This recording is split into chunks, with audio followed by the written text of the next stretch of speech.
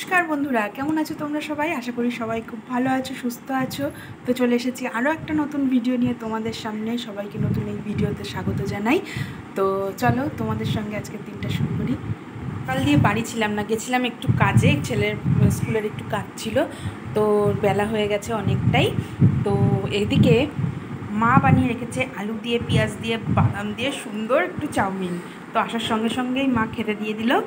তো এখন খাবারটা খেয়ে, আর ওদিকে মা রান্নাটা অনেকটাই আগিয়ে রেখেছে, দেখছি অনেক কিছু জোগাড় করে রেখেছে। আজকে কচু বাটা হবে, তো কচুটাকে বেশ ভালো করে ঘষে টষে রেখে দিয়েছে। তো তো এখন চাউমিন খেয়ে তারপর চলে যাব রান্নার কাছে। আজকে সিম্পল লাঞ্চ রান্না করবো বন্ধুরা, বেশি কিছু রান্না করবো না। তো চলো দেখতে থাকো। তো কচু আর এক টুকরো ছিল, মা ওটাও ঘষে দিচ্ছে এখন। তো কচুটা এবার আমি বসিয়ে দেবো রান্না। একদম সিম্পলভাবে রান্না করবো বন্ধুরা। দেখো কড়াইতে দিয়ে দিয়েছি সর্ষের তেল। এই সর্ষের তেলের মধ্যে একটু কালো জিরা ফোড়ন দেবো। কালো জিরাটা ফোড়ন হলেই তখন আমি ঘষে একটুখানি রসুন, 5-6 কোয়া রসুন থেতো করে নিয়েছি। থেতো করা রসুনটা আমি তেলের মধ্যে দিয়ে দিয়েছি। রসুনটা একটু যখন ভাজা ভাজা হয়ে যাবে তখন আমি ওই গ্রেট করে রাখা কচুটা আমি এর মধ্যে দিয়ে দেবো। দিয়ে খুব ভালো করে এটাকে নাড়তে হবে।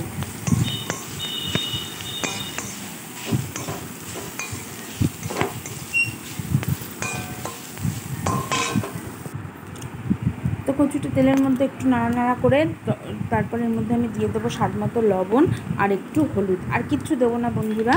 এটা দিয়ে একটু সামান্য জল দিয়ে কিছুক্ষণ ঢেকে রেখে দেবো, তাতে কচুটা একটু সেদ্ধ হবে। আর দিয়ে দেবো 2টো চেরা কাঁচা লঙ্কা।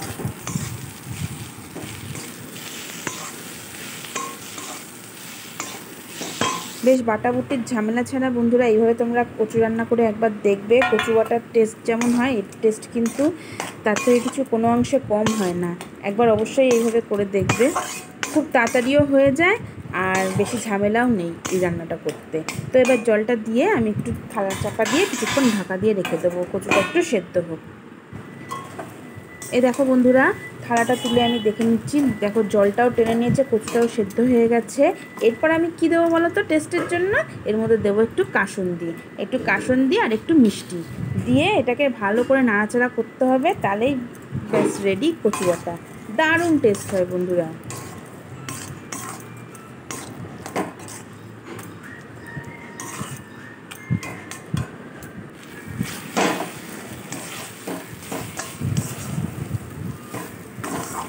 খুব ভালোভাবে শুকিয়ে শুকিয়ে নাড়তে হবে এটাকে।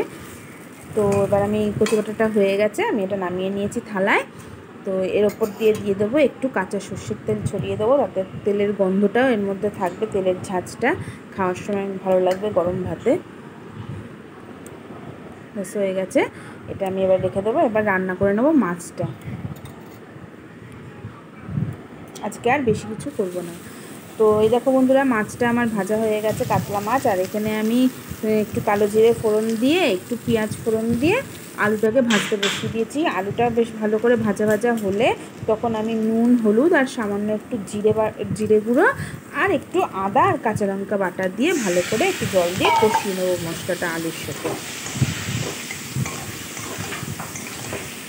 এইভাবে মাছের ঝোলটা খেতে খারাপ লাগে না বন্ধুরা। তো একটু টেস্টের জন্য দিয়ে দেবো একটু টমেটো সস, দিয়ে ভালো করে কষাবো। এর মধ্যে আমি লঙ্কার গুঁড়ো দেবো না, যেহেতু আমি কাঁচা লঙ্কা অনেকগুলো বেটে দিয়েছি। আদা বাটা, কাঁচা লঙ্কা বাটার ঝালেই এটা হবে। আলুর সঙ্গে মশলা কষে আসলে দিয়ে দেবো জল। জল দিয়ে কিছুক্ষণ ঢাকা চাপা দিয়ে রেখে দেবো। আলুটা সেদ্ধ হলে আমি ভিজে রাখা মাছগুলো দিয়ে দেবো।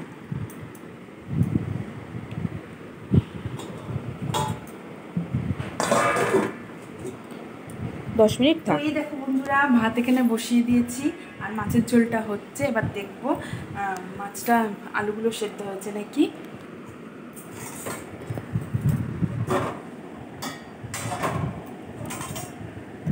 বন্ধুরা আবার বলি, ক্যামেরাটা রাখার অসুবিধার জন্য আমার হাতটা উল্টে এসেছে।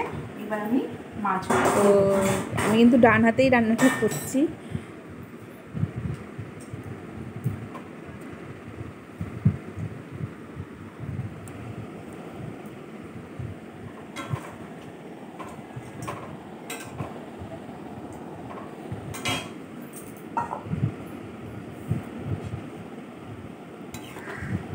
মাছগুলো এখানে দেওয়ার পর আমি একটুখানি ফুটিয়ে তারপরে আমি নামিয়ে নেবো। ঝোলটা আরেকটু টানলে আমি নামিয়ে দেবো। ব্যাস রেডি আমার মাছের ঝোল। তো ব্যাস দুপুরের রান্নাবান্না রেডি, আর ওদিকে খেতেও দিয়ে দিয়েছে মা, বাবা খাচ্ছে। তো এখানে মা সকালবেলা একটু মোচাও রান্না করেছিল। ব্যাস এবার আমরাও খেতে বসে পড়বো। তো বন্ধুরা, ব্লগটা আজ এখানেই শেষ করছি। সবাই খুব ভালো থাকবেন, সুস্থ থাকবেন, সাবধানে থাকবেন, আর ভালো লাগলে একটা লাইক করবেন, চ্যানেলটা সাবস্ক্রাইব করে আমার পাশে থাকবেন। সবাই খুব ভালো থাকবেন। ধন্যবাদ, নমস্কার।